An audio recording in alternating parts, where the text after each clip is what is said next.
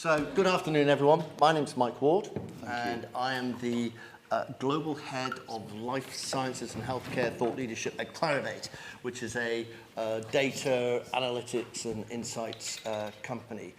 I've been a journalist, or I was a journalist for about 40 years, covering the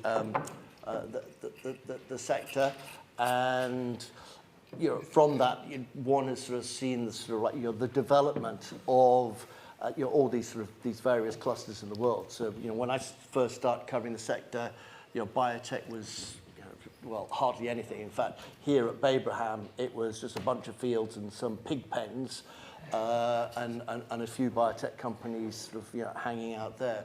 And of course, now we can sort of see what's happened. So this. The panel is when do good neighbours become good business partners? Now, one of the things that I think that it's worth sort of thinking about. I mean, Tony kind of stole some of the thunder about trying to bring in some of the stuff that we've seen, because it was kind of interesting, sort of AI. And then sort of around that sort of longevity and stuff, so all this hot stuff that is actually happening around here.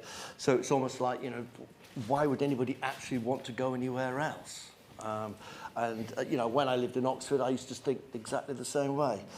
But what it does do, this sort of the conversation, I think actually is an extension of some of the discussions, some of the sort of the panel debates that we've had in previous meetings, whether it's Genesis or on Helix, and it's all around that. Okay, what is it that actually makes sort of a bio cluster, a biotech cluster? What are the sort of components, and how do we ensure that we get the best out of them? So in the past, we've identified some of the key elements that go into sustaining an ecosystem: a robust R&D infrastructure, access to skilled and diverse talent pool, adequate funding and investment mechanisms, a well-defined regulatory framework, strong collaboration and networking opportunities, access to domestic and global markets, a supportive infrastructure, including incubators, science parks, and technology transfer offices, robust intellectual property protection, industry network groups such as One Nucleus that promote all sort of knowledge and certainly knowledge exchange, and government policies that are there to encourage innovation and entrepreneurship.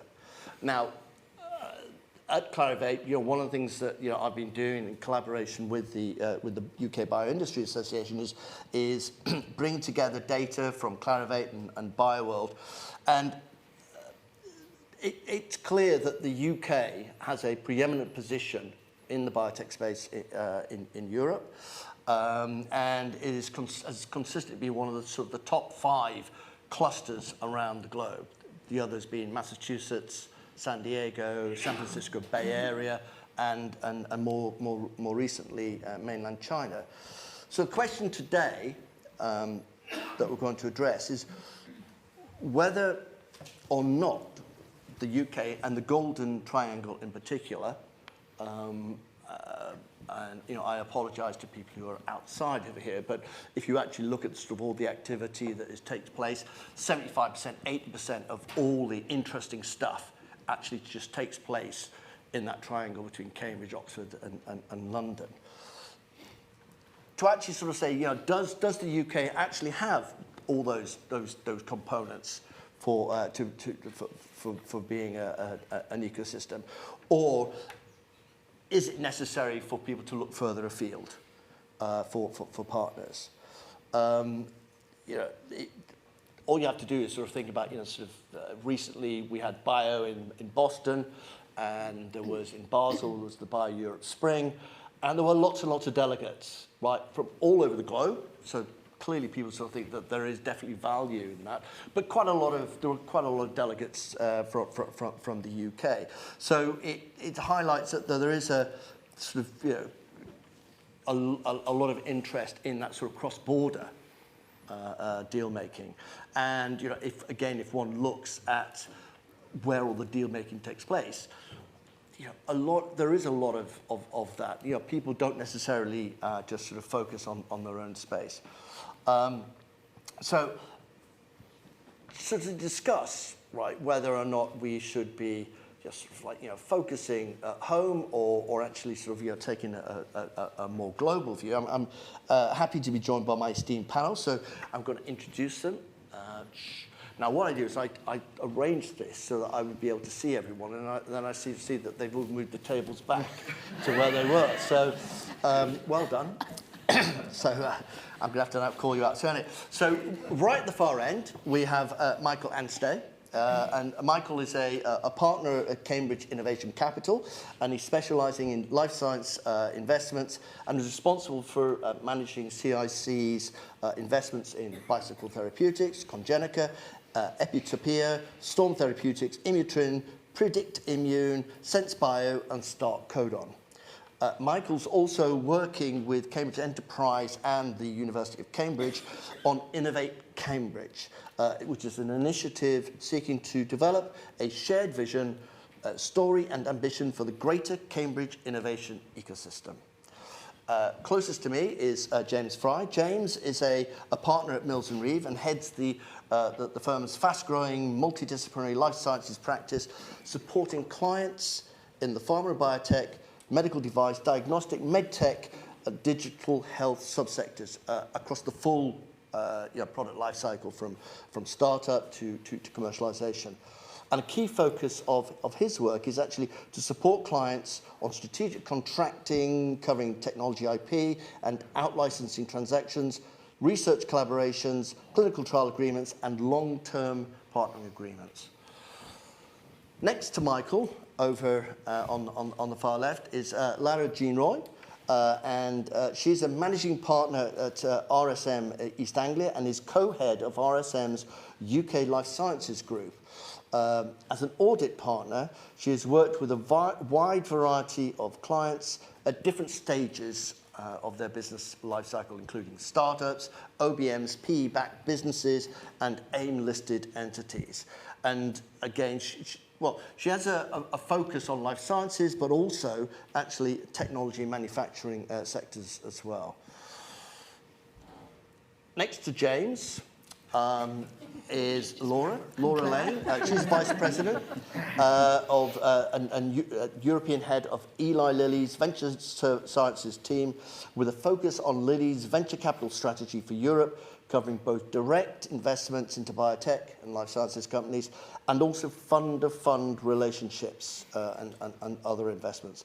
Laura joined Lilly from Advent Life Sciences about a year ago, and at Advent Life Sciences, she was part of the London-based investment team, was involved again with a full spectrum of investment activities, including refinancings, and also led on business development and pharma outreach activities.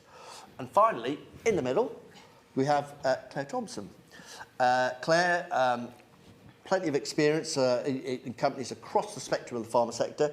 She's GSK, Pfizer, two sort of smaller contract research organizations.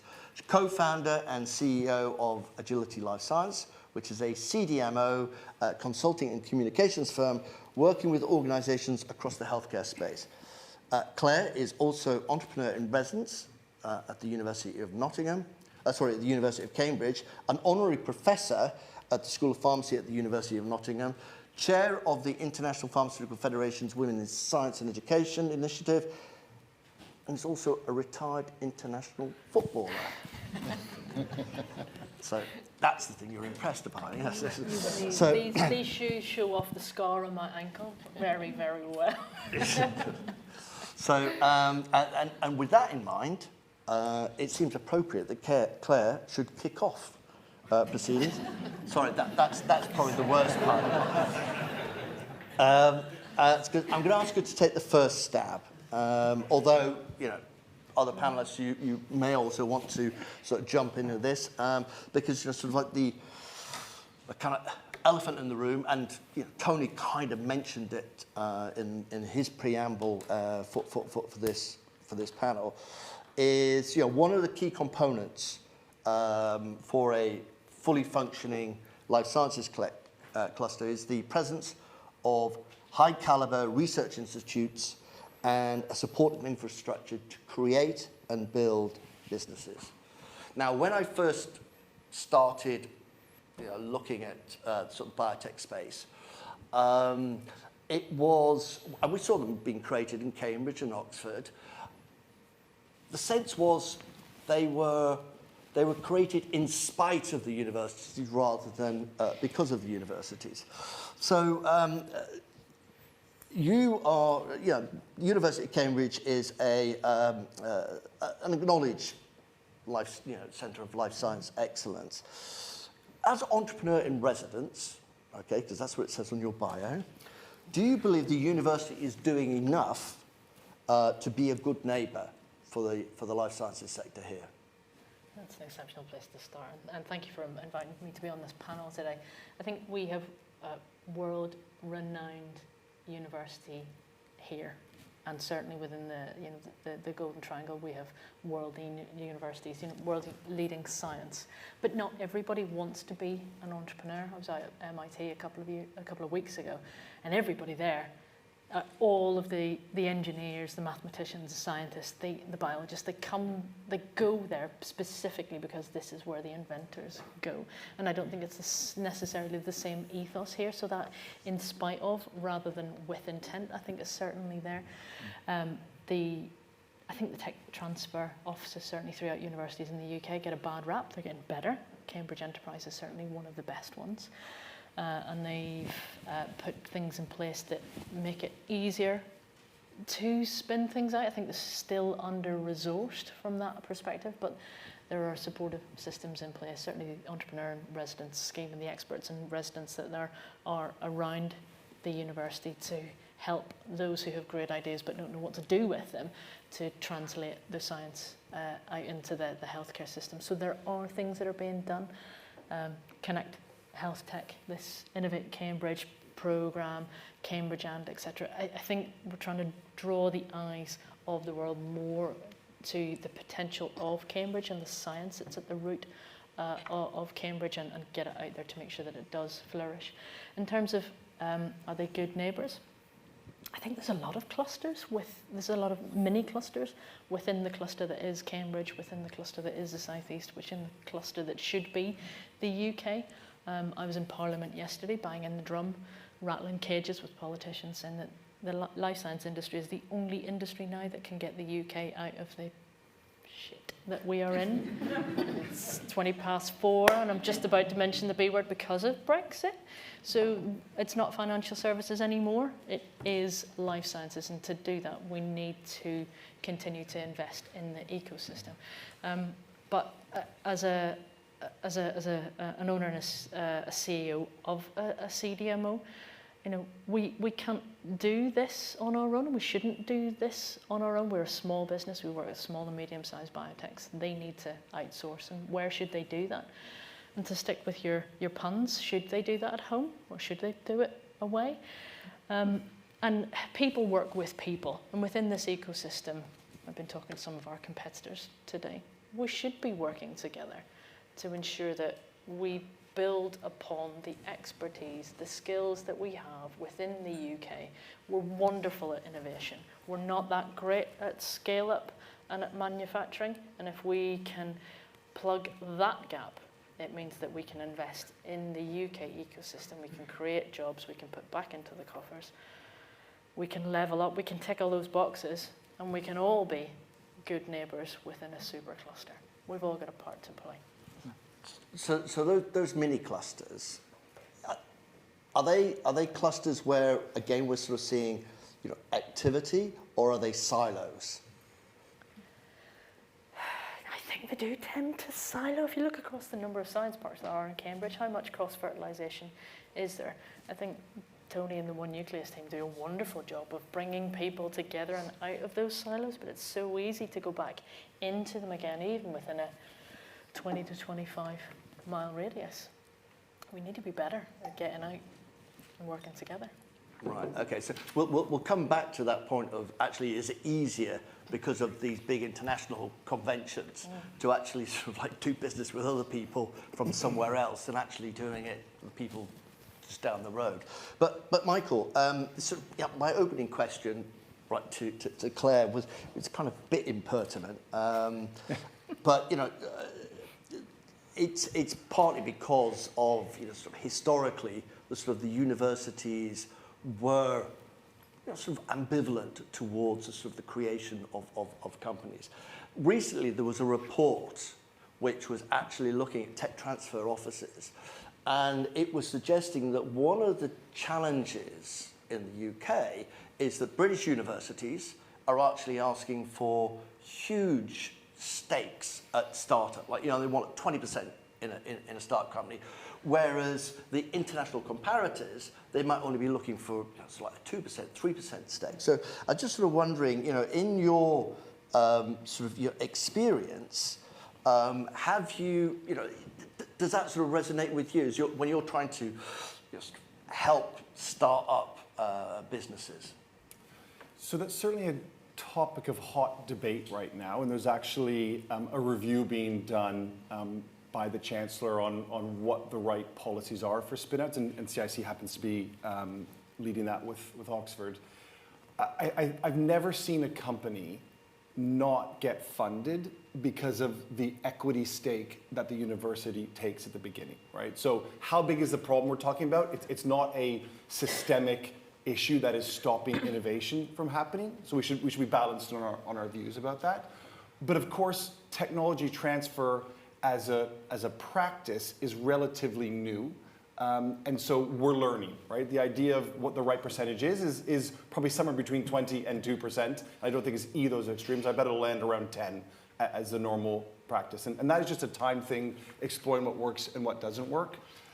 A big question is, should the equity and other terms of a spin out from a university be completely fixed and transparent? Or should it be negotiated on a case-by-case basis? And I don't know the answer. My biased view is it should be fixed and totally transparent.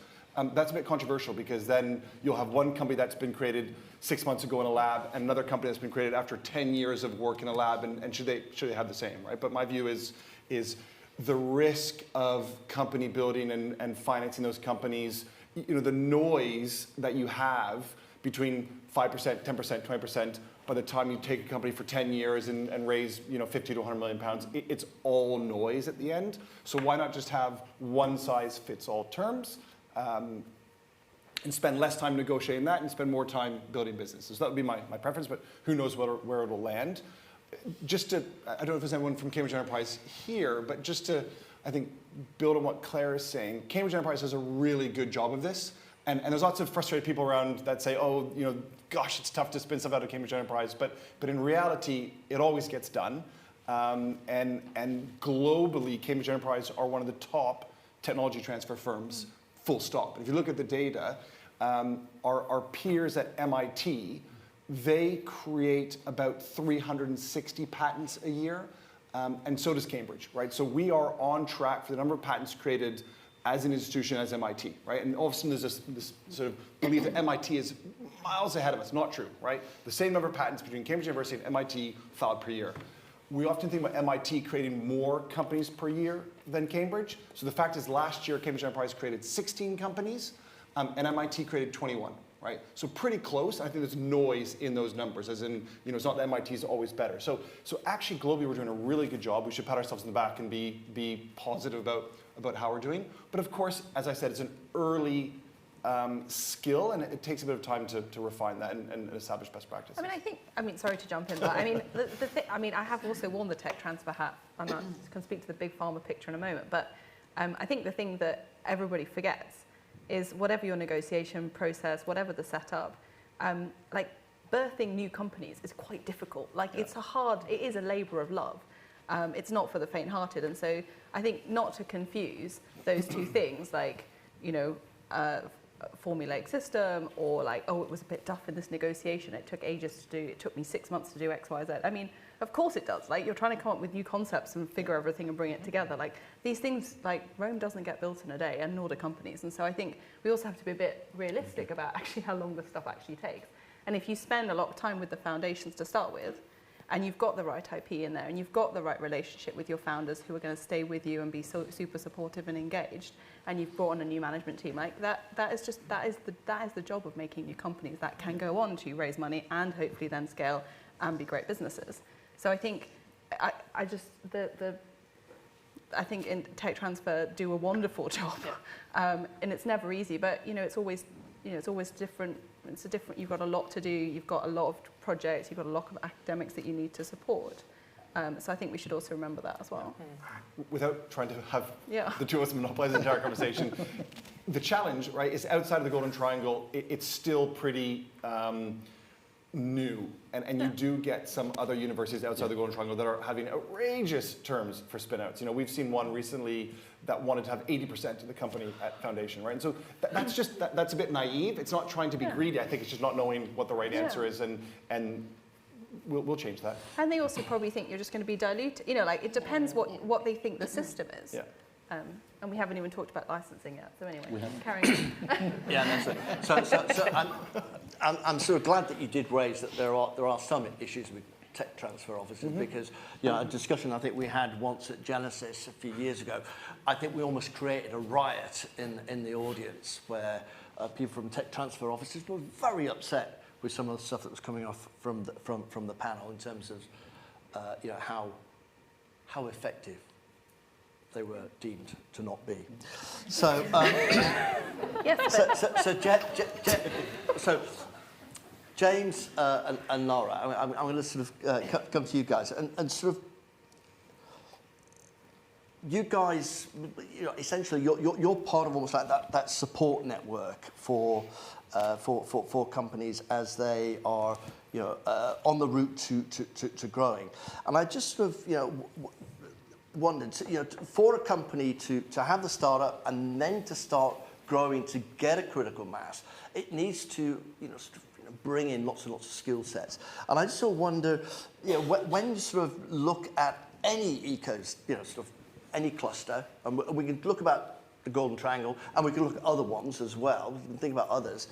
Are there sort of skill sets that are really, really difficult to attract at a local level, and essentially, therefore, people have to look further afield. So Laura, would you like to sort of take first stab?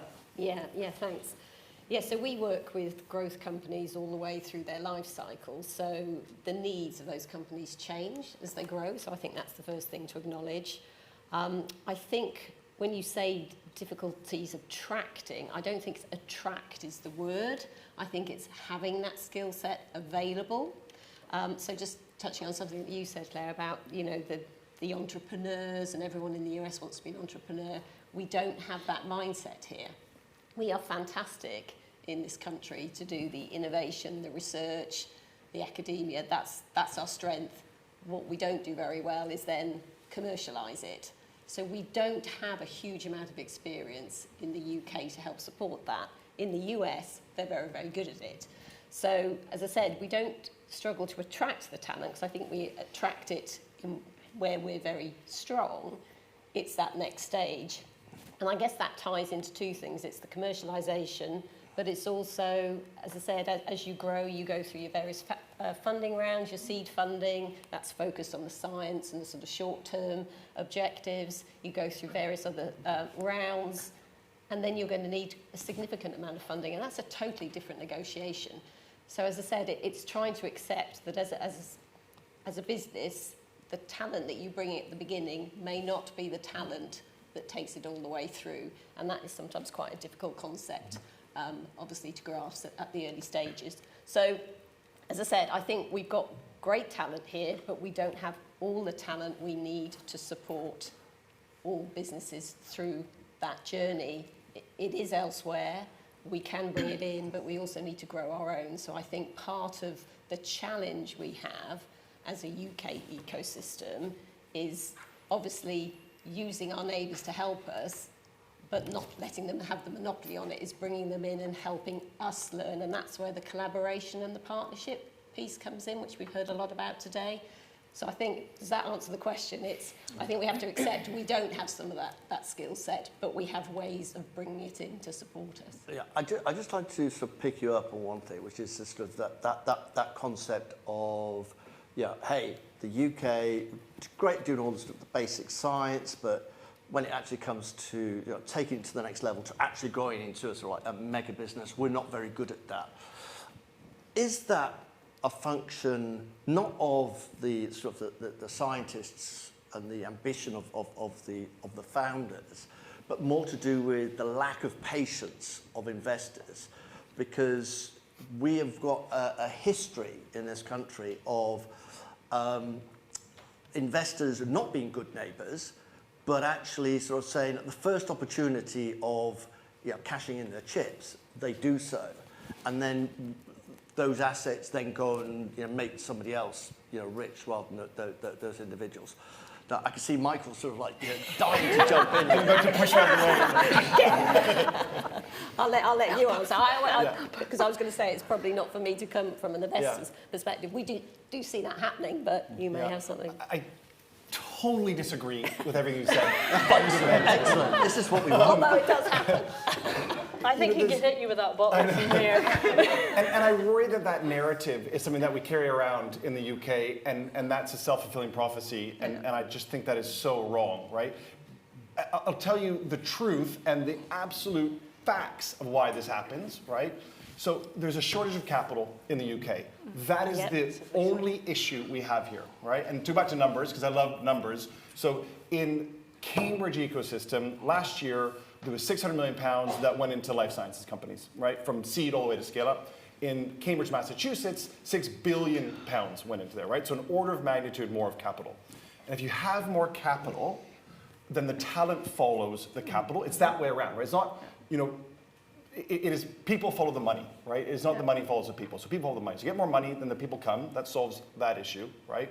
And I can tell you the example of investors selling out too early is because there is not the follow-on capital to grow those businesses. It is not because VCs are greedy bastards and they want to take their money and run away. It's not that. It's because they don't want to lose their money by not being able to raise the next round, right? So we should be super, super clear what the problem is. It's not an ambition issue. It's not a capabilities issue. It is just a lack of capital issue. It's the amount of capital, isn't it? It's just that amount that you need to scale up and commercialise is so significantly greater at that stage than it is in the early stages. I think there's another factor though. So I mean, completely agree with everything Mike said. Growth capital is an issue. It's getting very slowly better, but still there's a massive chasm. I would also add that there is, I think, a second issue that we have in the UK at the moment is that we say, oh, we're not good at commercialising. Well, you do need a market to commercialise in. So, I mean, that's the other big elephant in the room at the moment. Pharma aren't really looking at the UK as a, we are still, I think, in the top 10 of countries on the world by GDP, just about. But ultimately, you still also have to have a market, you have to have a pull from a market. You have to, if you're going to develop new products in whatever industry, you need people to buy them in order, and to have the market be substantial enough that people want to commit their resources and their talent. Otherwise, just do it somewhere else where someone actually wants those products. So that is a particular problem at the moment, whether it's in the UK with, the UK repayment rates, with VPAG, VPAS, whatever we're calling it these days. And then also, I think someone mentioned the European, it's not the same, but there's another system within Europe that's also, it's there for, it's good intentions, but what is the kind of blowback effect as well? So I think commercial environment is also, like, why would you scale and grow a company in an area where you don't have a market? Absolutely. And that's why the US is so good at commercialising, because they've got that massive. And it's not to say market. their market is entirely perfect either. I mean, they have plenty of issues themselves. But that is definitely something to keep at the back of one's mind, or perhaps front of the political mind, maybe. Okay, so we're going to sort of thinking about sort of good neighbours. So it's interesting that sort of this part of the world, okay, we've got MPs who actually have prominent positions. And it sounds like, although these people are here to represent the good people of the Golden Triangle, they're not really being good neighbours, or they're not going to be good business partners, because they're not actually doing as much as they could to support and nurture the businesses. Nobody's going to tweet this to George, are they? I mean, so I'm sort of thinking, sort of, do you think? I mean, I'm going to come back to sort of Michael's point where he sort of said, oh, well, it's because there's not enough capital. There's plenty of capital in the city. Okay, there is plenty of capital. It's just that it's not put to work in what's considered to be risky. Yeah, it's the right capital. They just want to get their little dividends or whatever. They're not interested in capital growth, whereas in the States, there's a much greater interest in that. So we're both right. Yeah? We'll continue over wine and get into... Yeah, you don't want to continue over wine. That could get really messy. So James, I asked the question. Do you remember what it was? Yeah, no, I do remember what it was, but I think it's... I think it's being realistic. You are going to need those broader skills. It's knowing. I think as Lara's mentioned, it's actually knowing when you need to pivot. But you can build your resources and skills in a number of different ways. You can do it through employing people, but you can also do it through collaboration as well, and actually using collaboration to build your know-how, to build your skills. And we do a lot of work for Cambridge Biotechs, and they are at an early stage collaborating all around the world, and they're going to have to clinical trials, so they are going to have to collaborate more broadly. Going back to the tech transfer point, I think I accept entirely actually the UK tech transfer offices are quite often ahead dealing with US tech transfer offices of big US universities. They're incredibly slow. They're incredibly inflexible as well. So there's that dynamic. We have a really strong scientific base here. You've got that convergence with tech. I think sort of anecdotally, where we see those possible gaps, it will be around, although it's getting a lot better around scaling up and manufacturing. I think Claire may have mentioned that already, and then the commercialisation piece.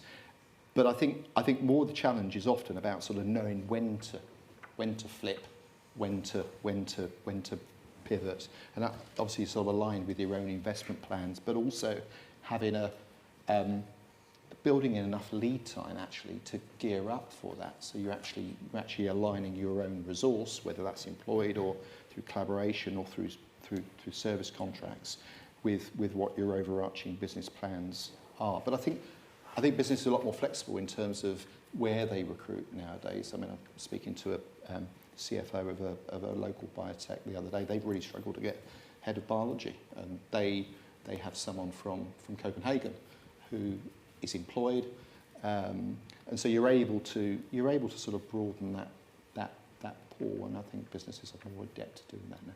Yeah, and is that possible? Right. So, for example, here in the Golden Triangle, you've got Oxford, you've got Cambridge, you've got London, which already there is a critical mass. Is it easier for somewhere like the Golden Triangle to be able to attract that international talent than, say, for example, up in the northwest or in the northeast or in Scotland or in Wales?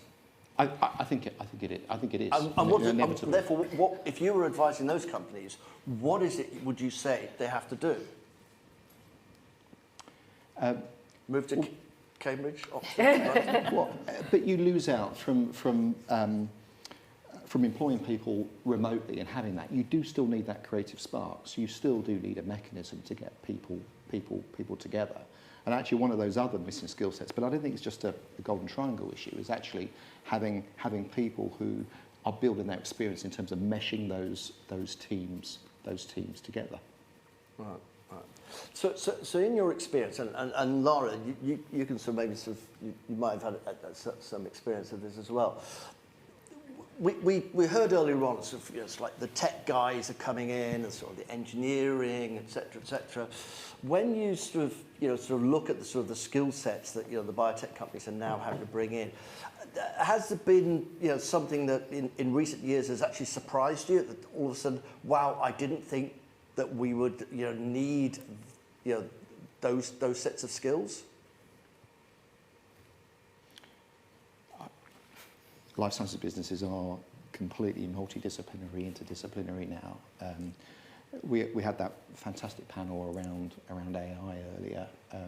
I think is it a surprise that AI is I mean, it's probably not mainstream yet, but the speed of development. But you've got a number of other technologies coming behind that, and we'll continue to have that acceleration of innovation. Which for a business, actually, you've got to then balance all of those skills and get those silos working together. Absolutely. Yeah, I'd agree. I think it's data and AI. I think they're the game changers, and that's going to, transform many sectors going forward. And of course, everyone needs those people, so they're hugely in demand. We heard that earlier. So I guess that's an additional challenge on top of everything else that, tech and life sciences, it goes hand in hand, doesn't it? So yeah, they're running a pace, both of them, and it's how you get them to run in parallel. So I'm going to come in and be controversial. Why not? So we're talking about, we need folk who can code, we need the software developers, we need the software engineers, and it's all around AI, and tech is now driving bio. But we still need the chemists, we still need the biologists, we still need the formulators, we still need the analysts, we still need the engineers, the process engineers. We still don't have enough of them. So I would push for more education and exposure and bringing that talent through, because discovering the new molecules will only get us so far. We still need to develop them. We need to synthesize them. We need to formulate them. We need to scale them up. We need to manufacture them. So AI is still, I think, in the offing to prove that it is more than just the hype, but we still need those skills to do the development rather than just the discovery. So in the introduction, I mentioned the fact, having that that supportive infrastructure. Now, one of the things that characterises the UK is the fact that it's actually got two world-class pharmaceutical companies. At the moment.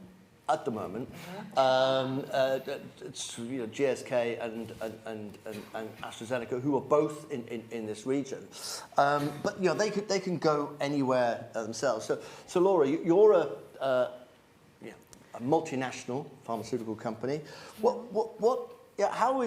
How important is it for you to be seen as a good neighbour? And how do you establish the sort of credentials to sort of say, we are actually an integral part of this cluster, and we're not just some sort of opportunistic tourist coming in and going, oh, I like the look of that. Yeah, I mean, I think firstly, the answer to the question is essential. But I would say it's not about being seen to be a good partner. It is about being a good partner, which actually I think there's some it sounds subtle, but it's actually a big deal. So it's about being a good partner. So Lilly at the moment is actually the biggest market cap pharma on the planet, which I think we don't actually believe ourselves, to be honest, but we have to look, and it does say $460 billion at the moment, which is surprising for what almost still regards itself as a small company from the Midwest of America. We've had this incredible kind of rise in the last few years. We have this very robust late stage pipeline, which I think not everybody does, and we feel very fortunate to have that. But it also means that we have to think about growth all the time. We're thinking about, we're a $460 billion business, and we're thinking about growth. That's what you do. You think about growth. How do we become, 500 billion? How do we grow beyond that? How do we grow our revenue? And the way that we're thinking a lot at the moment is we're thinking about the early stage, and we need to think growth at the early stage. And I think one of the things that perhaps people don't realize is that the 20 medicines that we have launched over the last 10 years at Lilly. So these are medicines that are, they've been launched, they've been had by patients. Over 60% of those came from partnerships and from external sources. So for us, it's super fundamental that that part of the business really grows. And actually, there's all this difficulty about working with the universities. A nice other example is that Lilly's first ever external innovation agreement was done with the University of Toronto over 100 years ago, which was George Close, who was the first R&D director of Lilly, working with Banting, who obviously got the Nobel Prize for the co-discovery of insulin and its sort of potential therapeutic use. As the license was to basically manufacture and supply insulin for commercial use, and we still supply insulin to this day. So, that is it's really in the DNA of the company to do external innovation. But, and being that good partner is absolutely essential. So it's not about just having a partnership, thanks very much for the asset, and off you go. We really need to be super long-term supportive partners. And we know that we're the next custodians of, your science, your technology that, perhaps has taken, an academic lifetime to work on. So, we take that incredibly seriously.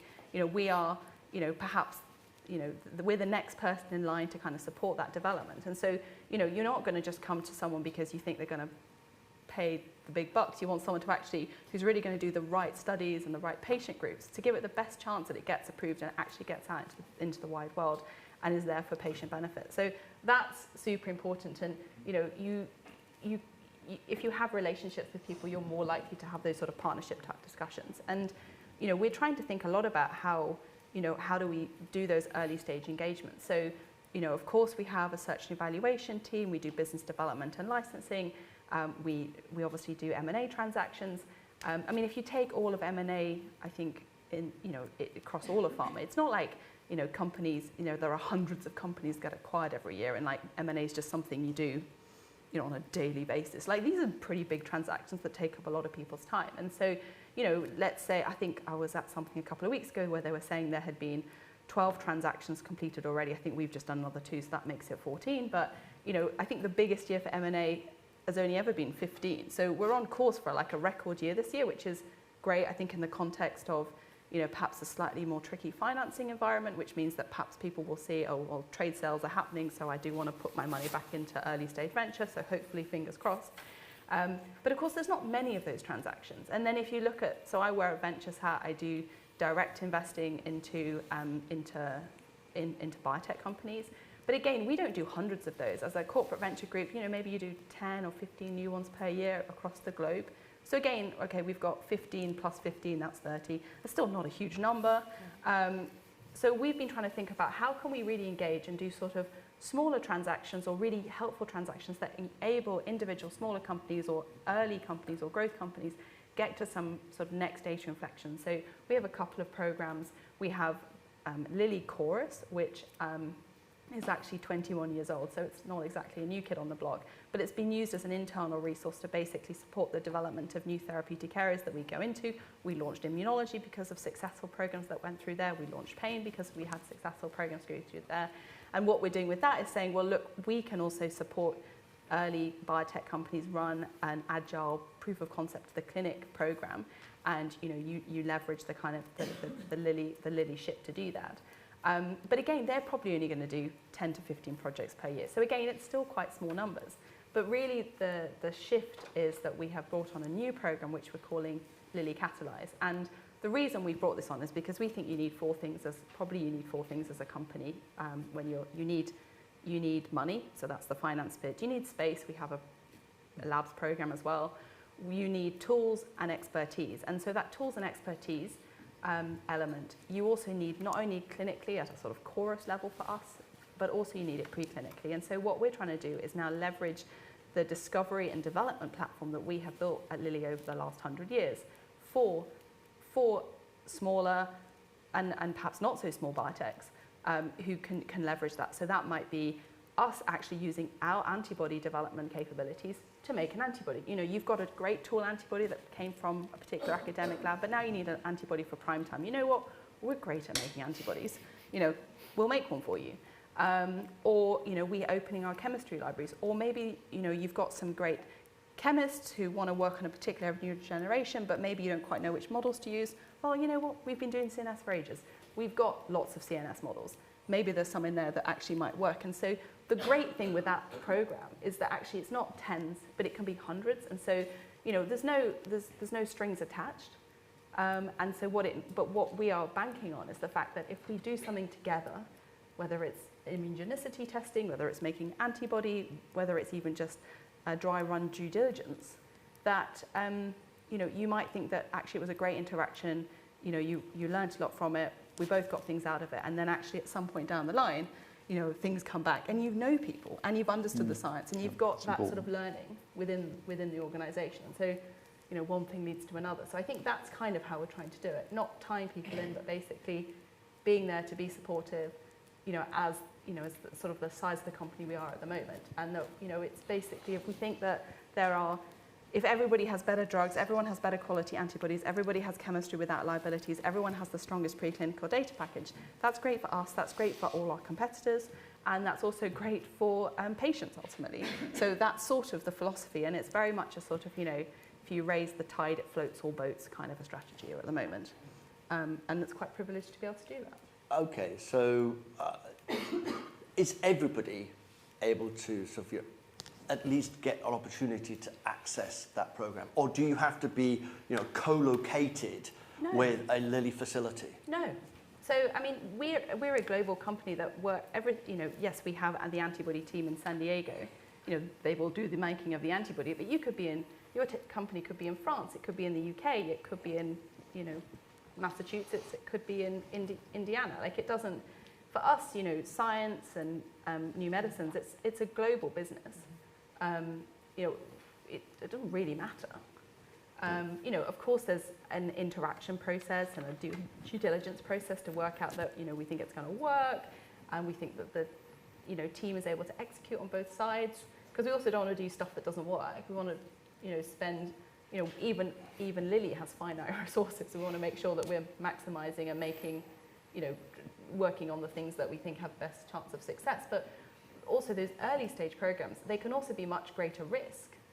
Maybe it's not a target we've been interested in because, we think there's kind of maybe the biology's not developed enough. But you know what, if we make the antibody and they manage to get the in vivo data that they're planning to get, well, maybe that validates it. So, and then that opens our own eyes to an area that has previously been more tricky to get into. So we see it as, that's the kind of way to really get into that sort of tip of the spear science that is otherwise quite hard for a really large company to access, because you want, if everything is, we need phase 2 proof of concept in the clinic, it all gets a bit samey. So we're trying to bring that earlier by having these earlier stage ways to interact. Okay, so Claire, sort of at the other sort of end of the spectrum, right? Not like the biggest pharmaceutical company in the world, but a sort of a discrete business. Agility. How important is it for? Because you're having to compete with sort of global players. I mean, there's some big CDMOs. How does sort of being a local provider almost like fit into your pitches? Well, you're right. I think I could throw a stone from our labs and hit 5 or 6 competitors, the majority of which are multinationals. But I'm a big believer that it ain't what you do, it's the way that you do it. I'm showing my age, Bananarama, 1982. And that personal interaction, people work with people, and building this level of trust. And I think it's phenomenal what you're doing in opening your doors to your neighbours and let people come in and show them what you can do.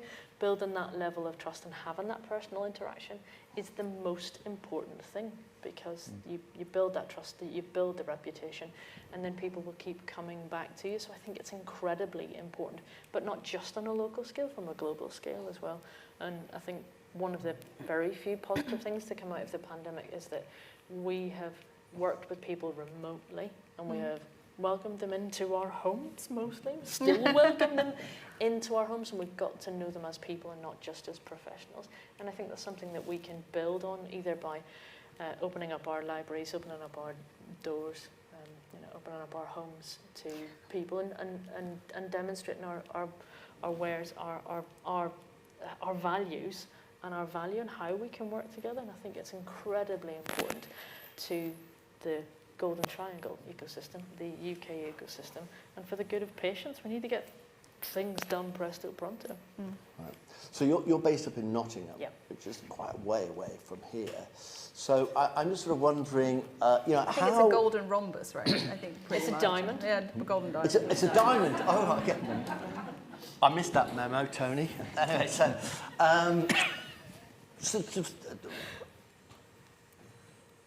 sort of thinking about it, though, so how close, right, does one actually have to be, right, in sort of co-location to be, you know, a neighbour? I'm just sort of, do you consider yourself, I mean, okay, it's the diamond. Do you consider yourself to be a neighbour of Golden Triangle companies? Absolutely, Mike, but I'm cheating a bit because I live 30 minutes down the road. Okay.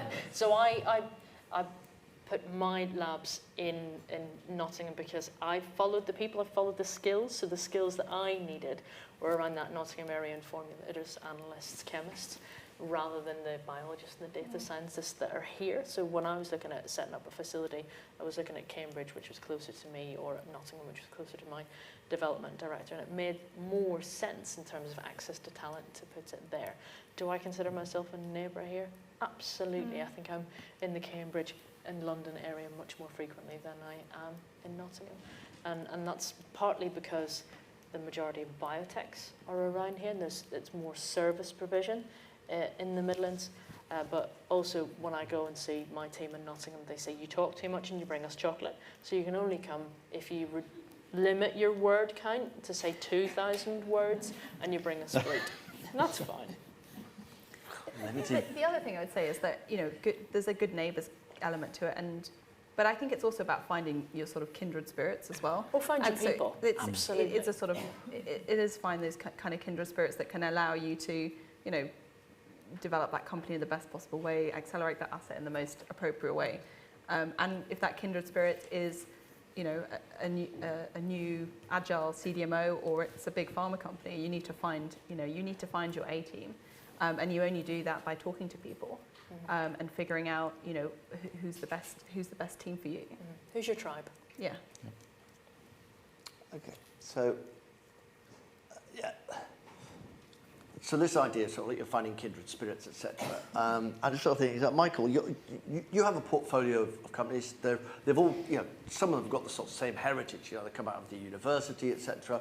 I just sort of wonder, are they operating in silos, or what role do you have, for example, as being a sort of, you know, one of the investors, to actually get them to talk to each other, to actually sort of see, you know, there are synergies, there are symbioses that you could explore, and is that something that you see in this region, that, you know, companies are actively looking to work with people who are just down the road rather than, you know, 2,000 miles away?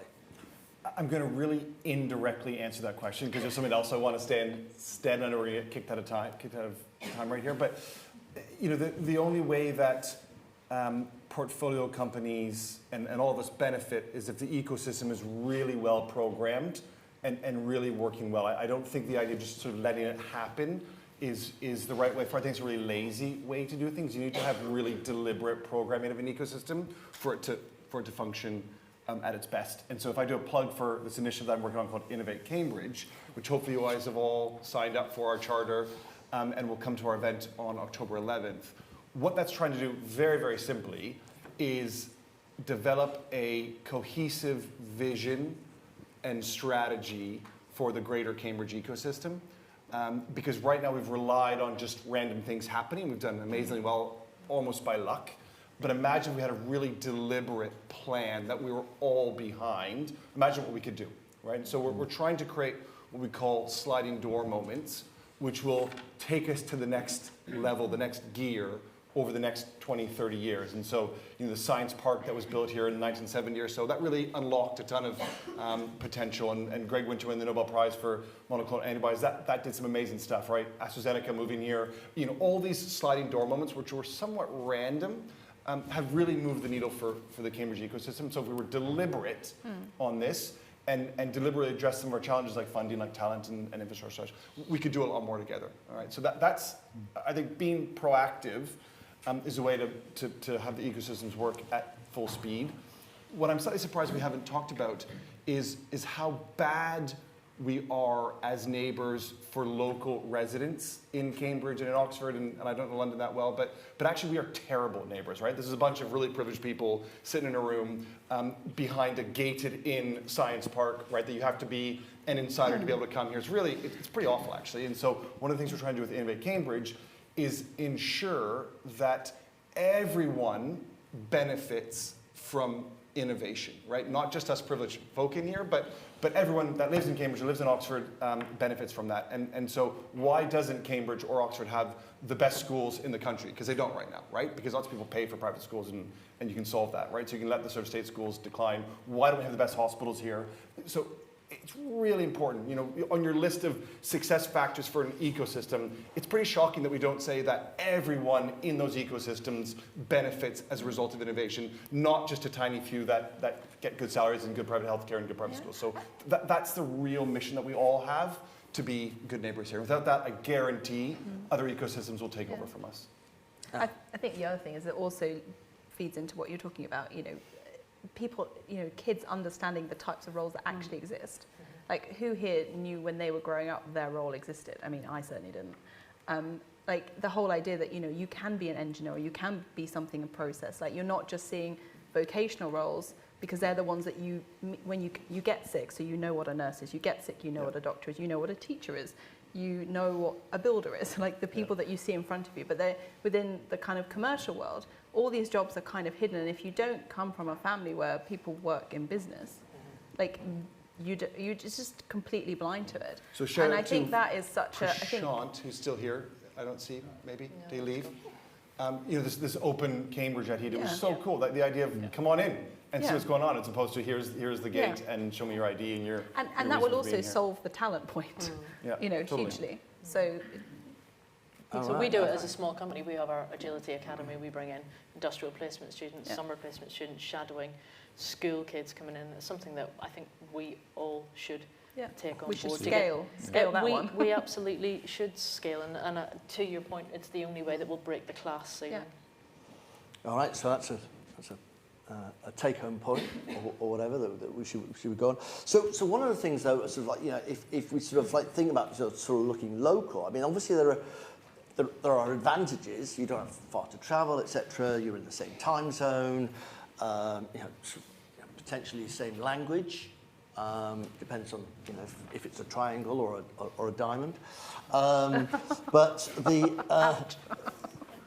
just sort of, how could one of the things that has been sort of talked about, though, is, you know, the importance of having diversity, right, within companies, with, you know, and the importance of diversity in terms of creation and creativity, etc. So, how can companies, you know, avoid the sort of the limitations around sort of lack of diversity if all you're doing is focusing right on your local neighbours?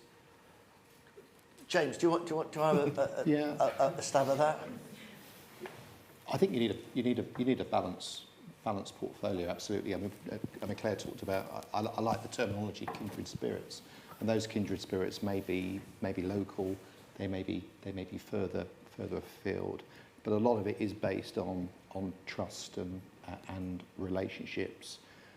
Do all the work in the collaboration space, and actually, if your partner is just down the road, you've got that trusting relationship in terms of being able to potentially build it out, but also in terms of dealing with those potential bumps in the road as well. How do you manage that diversity? Well, I think most businesses are going to be doing some form of diligence on their partners, whether you're talking about access to particular technology through a research collaboration, licensing partner, whether they get into the debate in terms of biotechs, how do they find the right pharma partner for some of their technologies, and they may be local, further afield. I think you can drive diversity through your own approach. You talk about diversity of workforce as well, and actually it's about because life sciences organisations are incredibly multidisciplinary as well. So actually, you're going to be building relationships off the back of that, because the workforce is much broader in terms of disciplines, but also in terms of diversity. So it's driving that, which I think helps to sort of counter some of those issues. But at the end of the day, you're really trying to focus on a balanced portfolio as well. There would be some potential supply chain risks around putting all your eggs into one basket. So it's actually thinking around potential risks, bumps in the road as well. So we're unfortunately at the end of time, because, you know, other people were slow to start the day, and not blaming anyone, Tony. So unfortunately, our conversation has been cut short. I'd just like a couple of things before I hand back over. One, I'd sort of volunteered the fact that I'd never seen Neighbours. I didn't know anything about Neighbours. So in fact, James then actually sort of gave me a sort of one of the lines from the theme tune, which actually I think is quite pertinent for this concept of good neighbours becoming good business partners, and that's with a little understanding you can find the perfect blend, which is kind of like it kind of fits. One other thing, which is something which again it's from sort of the football theme. So Claire sort of mentioned about my kind of people. Now, one of the things that I have found in my years as a journalist and how I sort of built relationships with people is actually finding out what sports teams they supported and in particular what football teams they supported. So I know that James, for example, is a West Ham United supporter. Okay, and that's important because then when West Ham are playing, it's an immediate sort of start in the conversation. So as part of that. Dave Graham, you can wave Dave, he's a fellow Carl United supporter and has asked me to identify, right, so that we can create in a sort of a convivial atmosphere, a sort of biotech and balls, I think is the idea.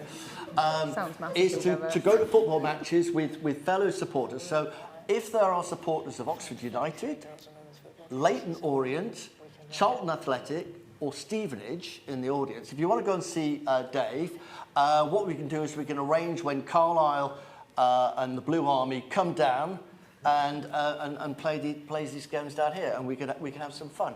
Well, so, can I caveat that? So I'm a big believer in planting the trees that you'll never sit under, and as a former footballer, I fund 33 girls and women's football teams around the UK through our gift grants programme, which will soon be spun out as our gift foundation charity. If you want to go and watch a girls or a women's football team, come and see me afterwards, or if you want to fund any of them, it doesn't just have to be men's football. Oh.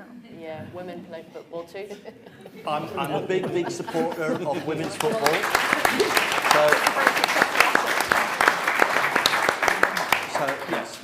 So very happy. So great conversation, guys. Unfortunately, we did get cut a little bit short, but thank you for your efforts. So if you could show your appreciation for their insight.